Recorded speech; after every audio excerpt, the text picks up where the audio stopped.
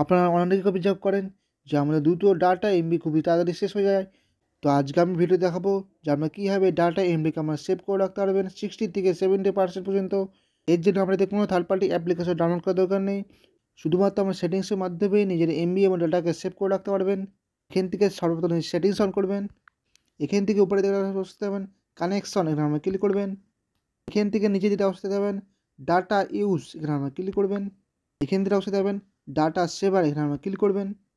এখান থেকে নিচে অবস্থা যাবেন টার্ন অন নাও, এই অপশানে দেখবেন বন্ধ করা আছে, এটা আমরা চালু করে দেবেন। এখন এবারে প্রশ্ন হলো এই ডাটা সেভার অন করার ফলে আমাদের কীভাবে এমবি সেভ হবে। যখন আমরা এমবি ইউজ করে নেট চালাই, আমাদের ব্যাকগ্রাউন্ডে যতগুলো অ্যাপস আছে তারা নিজের প্রয়োজন অনুসারে নিজের ডাটা নিতে থাকে।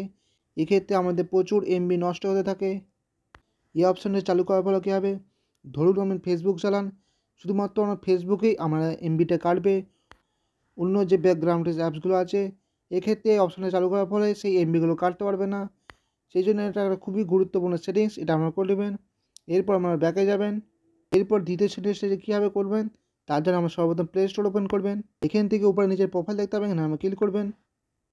এখান থেকে নিচের অবস্থায় যাবেন সেটিংস, এখানে আমরা ক্লিক করবেন। এখান থেকে নিচের অবস্থায় যাবেন নেটওয়ার্ক পারফরমেন্স, এখানে ক্লিক করবেন। এখান থেকে নিচের অবস্থায় যাবেন অটো আপডেট অ্যাপস, এখানে আমরা ক্লিক করবেন। এখান থেকে আমাদের সবাই দেখবেন এই অপশানটা চালু করে আছে। এখান থেকে নিচে দিয়ে অবস্থা দেবেন ডোন্ট অটো আপডেট অ্যাপস, এখানে আমরা ক্লিক করে দেবেন। এরপরে প্রশ্ন হলো এই অপশানটা চালু করার ফলে কী হবে, এক্ষেত্রে আমরা যখন অ্যাপসকে আপডেট করেন তখন আমাদের ব্যাকগ্রাউন্ডে কিছু অ্যাপস সেই সমস্ত অ্যাপকে আমরা আপডেট করতে চান না, কিন্তু সেই সমস্ত অ্যাপ আমাদের অনুমতি ছাড়া আপডেট হতে থাকে। এক্ষেত্রে আমরা এই অপশানটা চালু করলে শুধুমাত্র যে অ্যাপসটা আমরা আপডেট করবেন সেই অ্যাপটাই আপডেট হবে, আপনার অনুমতি ছাড়া কোনো অ্যাপস আপডেট হতে পারবে না। সেই জন্য এই সেটিংসটা আমরা অবশ্যই করে নেবেন। এক্ষেত্রে আপনাদের প্রচুর এমবি সেভ হতে থাকবে। এরপর আমরা ব্যাকে যাবেন। এরপরে পরবর্তী যে কাজটা করতে হবে তার জন্য আমরা ইউটিউব ওপেন করবেন। এখান থেকে আমরা নিচের দিকে নিচে প্রোফাইল দেখতে পাবেন, এখানে আমরা ক্লিক করবেন। এখান থেকে উপরের দিকে সেটিংস অপশন দেখতে পাবেন, এখানে আমরা ক্লিক করবেন। এখান থেকে অপশন দেবেন ডাটা সেভিং, এখানে আমরা ক্লিক করবেন। এখান থেকে এই অপশানটা হয়তো আমাদের বন্ধ থাকতে পারে, এখান থেকে এই অপশানটা চালু করে দেবেন ডাটা সেভিং মোড, এই অপশান আমরা চালু করে দেবেন। এখান থেকে অপশানটা চালু করার পর নিচে যে অপশানগুলো আছে সেগুলো আমাদের চালু হয়ে যাবে।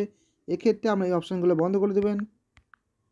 শুধুমাত্র আমরা এই অপশানটা চালু রাখবেন আপলোড ওভার ওয়াইফাই অনলি, শুধুমাত্র এই অপশানটা আমরা চালু রাখবেন। শুধুমাত্র আমরা এই দুটো সেটিংস অন করে রাখবেন।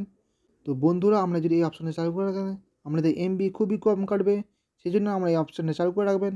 এরপর আমরা ব্যাকে যাবেন। এরপরে পরের সেটিংসটা কীভাবে করবেন তার জন্য আমরা ইউটিউব ওপেন করবেন। একইভাবে নিচে প্রোফাইলে ক্লিক করবেন। এখান থেকে উপরে সেটিংস এখানে ক্লিক করবেন। এখান থেকে উপরে একটা অপশন দেবেন জেনারেল, এখানে ক্লিক করবেন। এখান থেকে অপশন দেবেন প্লেব্যাক অ্যান্ড ফিড, সেখানে ক্লিক করবেন। এখান থেকে অপশন আমরা বন্ধ করে দেবেন। এই অপশানটা আমরা বন্ধ করে দিলে কী কী আমাদের উপকার পাবেন, এক্ষেত্রে আমরা যখন ইউটিউব ওপেন করেন বিভিন্ন ধরনের ভিডিও অটোমেটিক শুরু হয়ে যায়। এক্ষেত্রে আমরা যদি অপশানটা বন্ধ করে রাখেন আমরা যে ভিডিও দেখতে চান সেই ভিডিও খালি দেখতে পাবেন, অন্য কোনো ভিডিও অটোমেটিক শুরু হবে না। সেই জন্য আমরা এই অপশানটা বন্ধ করে রাখবেন। এক্ষেত্রে আমাদের এমবি 70% থেকে 80% সেভ হয়ে যাবে। এরপর আমরা ব্যাকে যাবেন। তো বন্ধুরা, আমি কটি সেটিংস আপনাদের দেখিয়ে দিলাম। এই সেটিংস অন করলে আমাদের এমবি খুবই কম কাটবে। তো আশা করি আজকে ইনফরমেশনটা আপনাদের কাজে আসবে।